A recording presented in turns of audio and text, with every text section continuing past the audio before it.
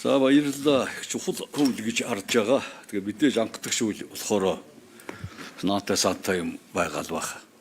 Ажлын хэсгийн гишүүд бас ч чамгүй их төлөв Европын өндөр хөгжилтэй орноор яваад энэ хүүхдийн хөгжлийн төвтэй төстэй бүтц байгууллагууд үйл ажиллагаа нэлээд сайн судалсан юм байна.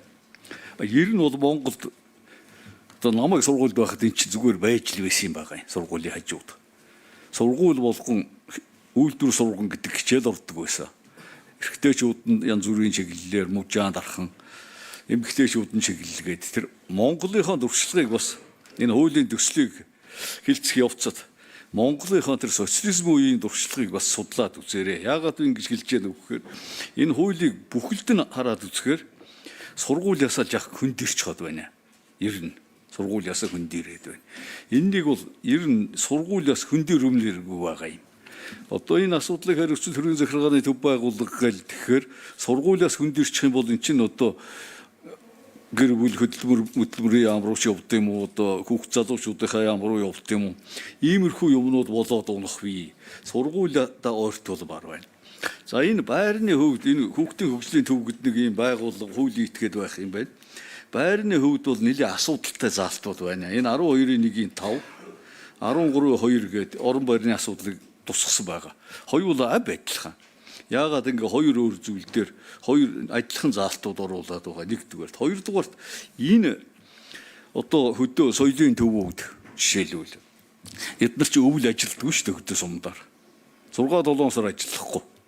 Яагаад гэвэл халаач чадахгүй зарлаад даадаггүй. Тэр үүнд найдаж хэрэггүй. Зүгээр энэ хуулиараа харин сургуулийн хичээлийн байрны хүртээн шанга хэмжээг сайжруулах асуудлыг цуг тавиад явбал тэр байруудын сургуулийн хичээлийн байрын асуудал шийдэгч бол энэ асуудал чи аяндаа шийдэгдмээр юм шиг санагдаад байгаа юм. За санхүүжилтийн хувьд бас асуудалтай манай гишүүд чухал санаанууд хэллээ. Санаачлагчд маань маш сайн анхаараарай. Тэр баялагын сан энтерлөө оруулаад байвал ер нь бараг л бүтэхгүй тал руугаа орно.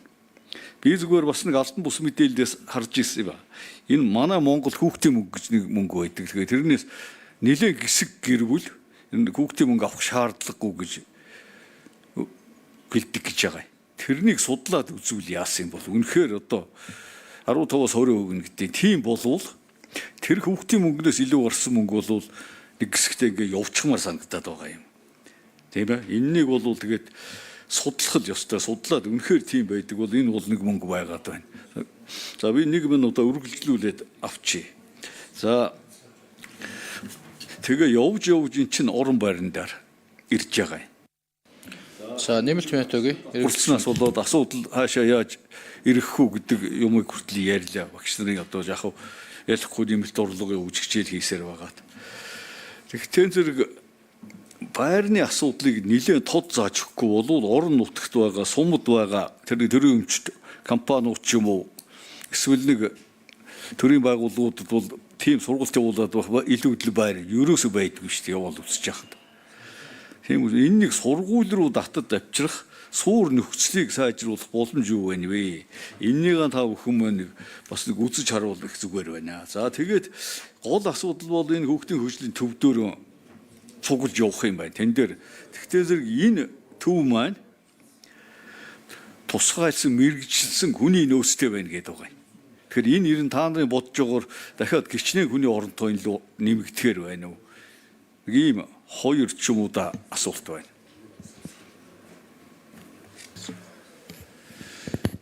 За Бадамсрын гишүүн хариулъя. За мөнх хэсгийн гишүүн хариулъя.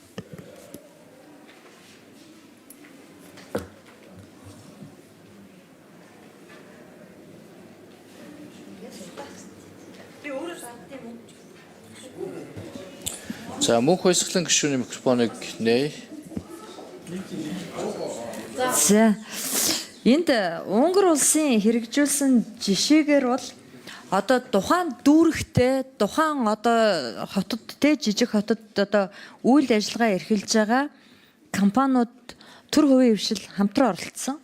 За энэ дээр яасан бэ гэхээр спортын талбай байгуулж өгсөн юм уу хүүхэд хөгжлийн төв байгуулж өгсөн компаниудыг татварын хөнгөлт үзүүлж эхэлсэн. Тэгэнгუთ энэ заавал сургууль дээр нэг заал байх ёстой юм шиг те сургуулийн гадаа биеийн тамирын талбай байх юм шиг бодохгүйгээр ингэж бас хийж болохоор байсан. Тухайн жилдээ тэр компани бид өнөөдөр энд за шатрын одоо клуб байгуулж өгье. Татвар нэддэн хуваар чөлөөлөгдөн. За спортын зал барьж өгье. Ингэж чөлөөлөгднө гэдгээр явсан нь маш зөв болсон. Австрали бас тэгсэн.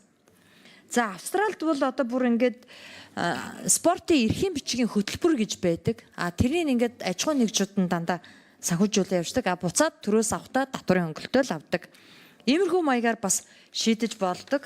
За одоогийн байдлаар бол яг 21 аймагт ямар сургууль дээр юу байгуулж болох вэ гэдгийг бүр 21 аймгаар нь гаргаад тухайн туршилтын хөтөлбөр байгуулах боломжийг нь бол энд ингээд судалсан байна л да. Одоо жишээ нь Архангай аймаг дээр бол элит 1-р сургууль дээр байж болж байна. Эрдэнэт хот дээр бол лаборатори 8-р сургууль эсвэл 13-р сургууль дээр ч юм уу гэх маягаар ингээд ийм анхдагч хуулийн төсөл болохоор бол судалгаа нь маш сайтай.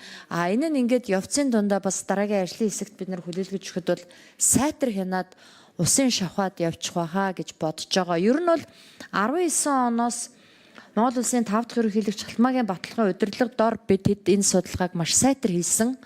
Маш сайн хийсэн. Жил болгон шинжилж ийсэн. Тэгээд хоёр намаас Бадамсүрэн гишүүнтэй хамтраад ингээд хуулиа нэгтгэхэд нэг болгоод явж байгаа нь энэ юм аа.